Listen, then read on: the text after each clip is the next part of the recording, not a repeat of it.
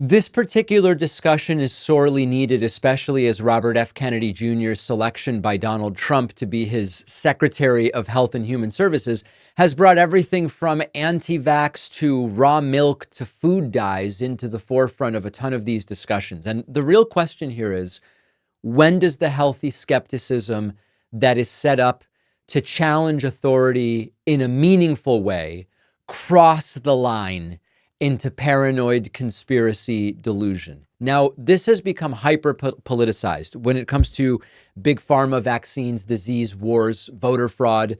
The way MAGA Republicans are increasingly fighting this is by saying, what, you believe everything you're told?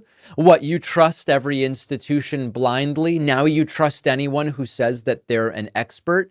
So let's see if we can find the line, because healthy skepticism is good. It's so good, in fact, I think we should teach critical thinking, epistemology, and media literacy to kids starting at age 8 or 9, really teach them to think for themselves, critically analyze what they're told.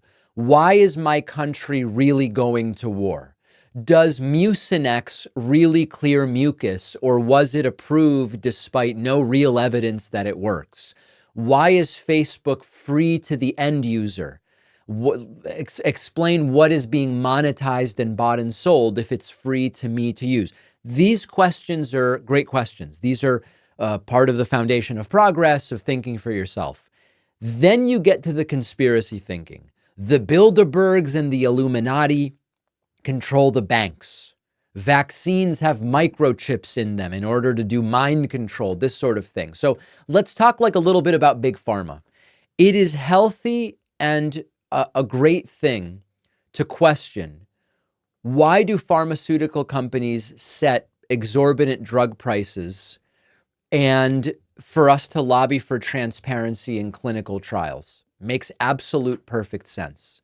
Believing that vaccines are a government tool for microchipping or population control has crossed the line into conspiracy delusion. Now, I'll give you in a little bit the sort of steps you can take to distinguish between the two. When it comes to media, it's healthy to analyze media bias, corporate influence, and how advertisers might influence what you see on TV.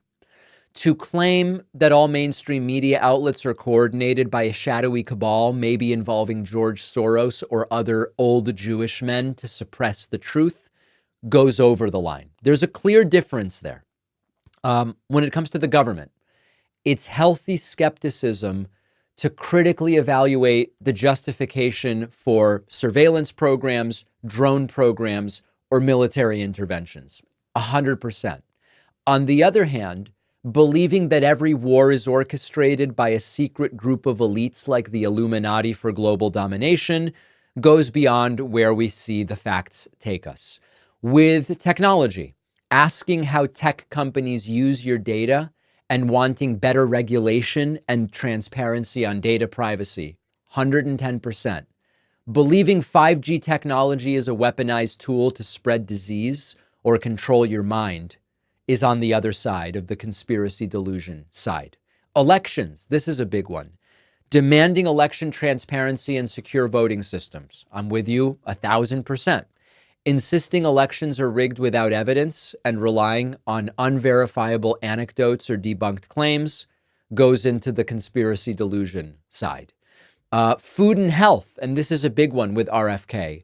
Questioning the health impact of ultra-processed foods and demanding transparent labeling and regulation. I'm with you 100%.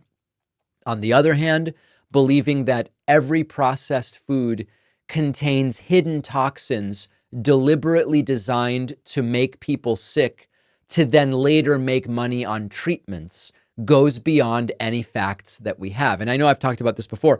Oh, this food dye is banned in Europe, so it must be terrible here too. Well, I try to avoid food dyes, but understand that many of the food dyes that are banned in Europe are actually allowed in Europe under different names and banned in the United States under those names. It goes both ways, okay? So what are the main principles here? Healthy skepticism relies on credible, verifiable evidence. The conspiracies tend to rely on speculation, anecdotes, or cherry-picked data. The healthy skeptics say, here's something I'm wondering about the truth of. What sort of evidence would prove me wrong? The conspiracies reject the counter evidence. And when they can't deny that the counter evidence exists, they go, it's part of the cover-up. The seemingly contradictory evidence is part of the cover-up. Skepticism considers incentives and power dynamics in an evidence-based way. The conspiracies imagine elaborate schemes with no clear motive or benefit or ability to even carry them out. On the healthy skepticism side, we prioritize peer-reviewed studies, transparent reports, seriously reputable experts. Conspiracies rely on secret insider claims, second or third hand claims, as we've seen a lot with the UFO stuff recently, unverified videos, and fringe sources, and often depend on non-experts telling you these experts really aren't experts, even though they do seem to be.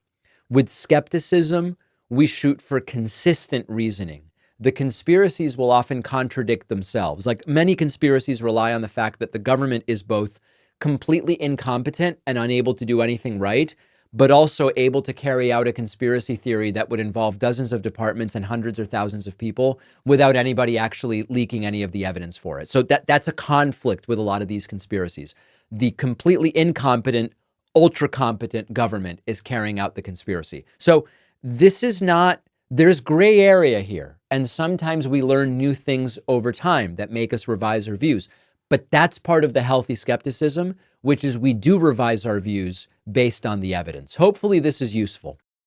Well, I wrote a book after a long journey and a ton of work. I am really thrilled with how it turned out, and I hope you'll read it. The book is called The Echo Machine, and in a nutshell, it looks at how American politics got so broken, who has already figured out solutions, and how we can try to fix it and stop the terror of Trump for the next 4 years. With Trump winning this election, the Echo Machine couldn't be more relevant, not only a warning about how we got here, but also about what might be coming and how to prevent the worst outcomes. We've got to stay engaged. We need a plan, and that's what the book is about. There's a belief out there that unless you have corporate media behind you, you can't have a successful political book launch, that it's not possible. I think we can prove that wrong. Order The Echo Machine today at davidpakman.com/echo on Amazon, Barnes & Noble, Audible, Kindle, anywhere that books, ebooks, and audiobooks are sold. You can also call any local bookstore and say, please order me The Echo Machine by David Pakman. Wherever you get the book, you'll get the free pre-order perks, including the signed book plate. Head to davidpakman.com/free book stuff after ordering.